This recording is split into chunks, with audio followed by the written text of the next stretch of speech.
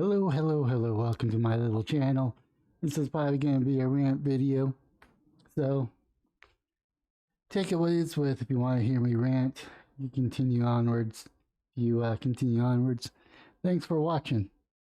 But anyways, I don't know what to say. The United States is in a mess right now. And for the first time in a long time, I actually feel hopeless. I was telling a friend, I would prefer Hillary or even Harris over President Biden, which kind of tells you a lot where my mind is right now. Now, even under Obama, during Bush, and even Trump, I never felt hopelessness on the state of our country. Even with all the critical race theory, all the Black Lives Matter riots, I still felt that we could survive, that we get past our differences. But I don't know if America is going to be America. I don't know how we can recover from the mess of Joe Biden. Now, yes, we have had Jimmy Carter, which I hear was pretty terrible. We had Wilson, which was pretty terrible, and we survived those. And I have no doubt that we'll survive a Joe Biden presidency. I mean, it's only been like 7 or 8 months in, and I do know that time will heal all wounds, even the deepest wounds. So hopefully, once Biden's out of office and whoever replaces him, we'll do a much better job and we can get past this and move on. But as of now, according to Politico, Rep. Dan Crenshaw, which is a Texas state representative, I don't know if he's in my district where I could vote for him, but he's definitely in Texas. Rep. Donald said Tuesday that Biden administrators should laugh at all the Taliban threats regarding any extension of the military aircraft operation in Afghanistan, insisting that the military should reject any timetable imposed by the Islamic militant group. We need to send a very clear message to the Taliban.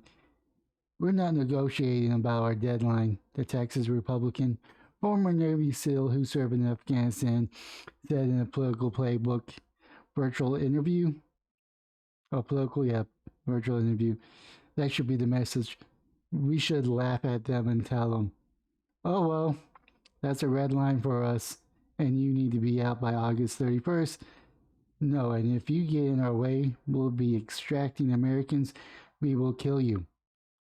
That's the only message that Biden should be delivering to the Taliban. Of course, your comments follow recent remarks from the Taliban spokesperson who warned that there will be consequences if the United States do not adhere to President Joe Biden's self-imposed August 31st deadline to complete evacuation of Americans and U.S. allies from Afghanistan. Well, Biden had previously suggested that we could extend the deadline to pull troops out of Afghanistan if needed.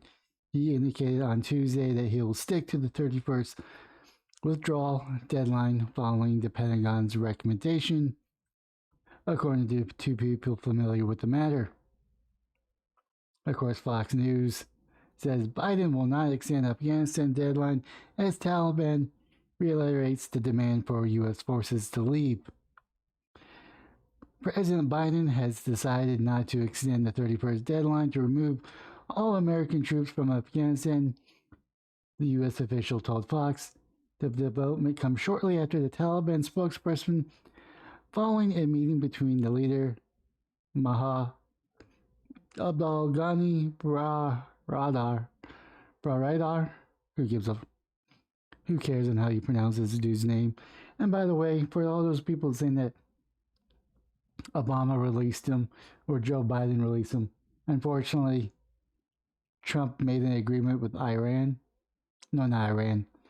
He made an agreement with Pakistan because he was captured in Pakistan, and Pakistan actually had him detained. And Trump was hoping to negotiate for his release to kind of ease tension with the other 4,000, 5,000 people. It doesn't really matter. There was a deal that was in play that Biden ignored. And even if it is true, I can blame Trump for making this deal. And so can you.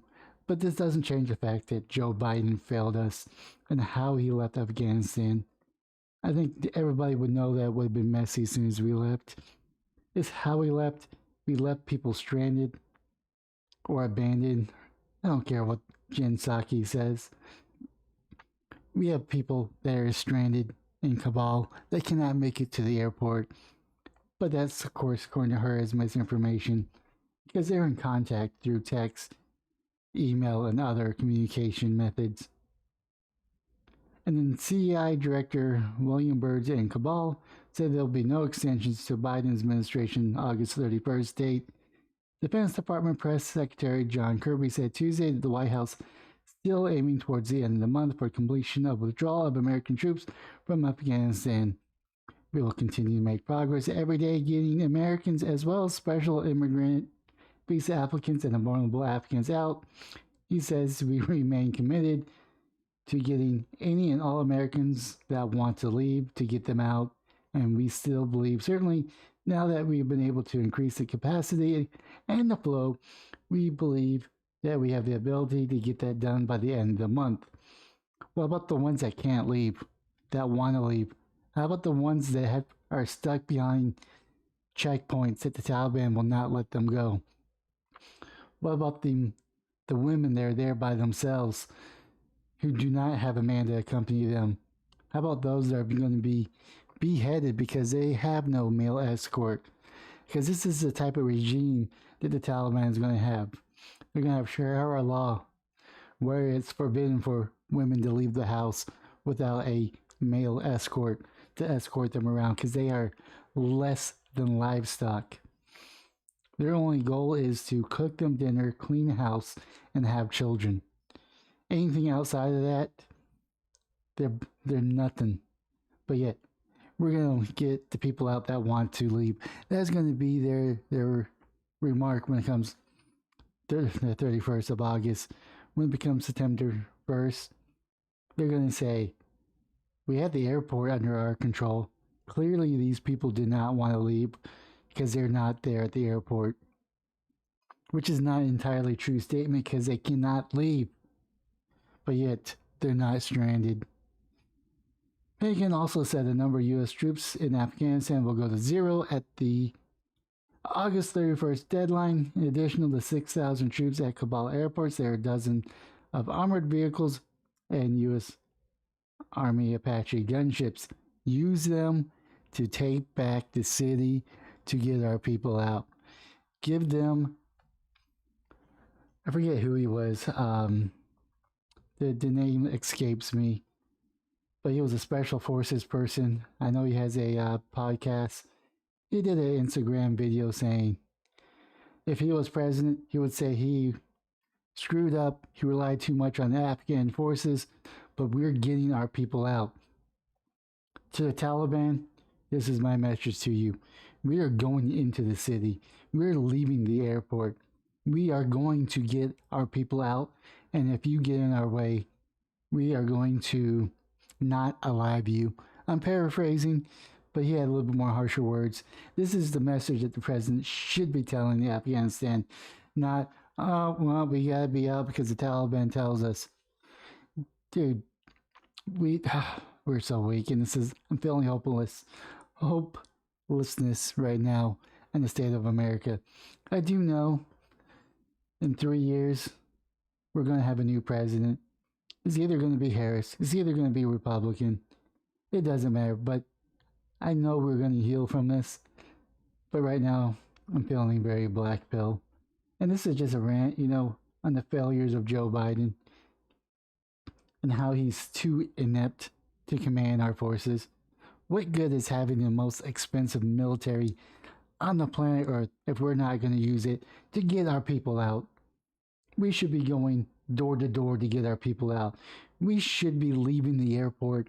We should actually send maybe a couple more troops out there to do rescue missions to evacuate our people. I'm pretty sure every one of our Americans people that are trapped behind the airport want to leave. They just don't know how to leave. Why do they not know how to leave? Because we have an inept president that's only securing the airport, that's only doing evacuations, doing the bare minimum to get our people out. And we're not even going to get our people out. There are going to be people that are going to be stranded. Because guess what? In order to have people, our troops leave by the 31st, we're going to have to leave people behind. We're going to have to leave at least 2 or 3 days. We're going to have to stop sending people there. We have to stop sending airplanes there to evacuate our people. And we're not even evacuating our people. We're just evacuating anybody that gets past the Taliban security checkpoints. And you know, they're probably not sending their best and brightest. They're probably not even sending the correct people. Which means America is going to be not safe. Which means that if these are the Islamic terrorists, let's say ISIS is getting through, let's say Al Qaeda is getting through, we're actually giving them a seat to America. We're giving them access to America. These are the same troops or the same people that we've been fighting for the past 20 years. And it'd be all for naught. All for the photo op for Joe Biden to have a picture taken saying 9/11. We got our troops out by 9/11. Kudos to the president if he knows what day it is. And I'm feeling hopelessness. I don't know if you could feel that into my voice. I know that we're going to be okay down the road, but the immediate present and the future, I'm feeling very black pill. I don't know. Leave a comment down below what you think of all this mess. Do you agree with some of the points I'm making? Or disagree? Leave a comment down below on what your thoughts are. Smash the like and subscribe button. Share my content. But most importantly, have yourself a wonderful day, morning, or evening.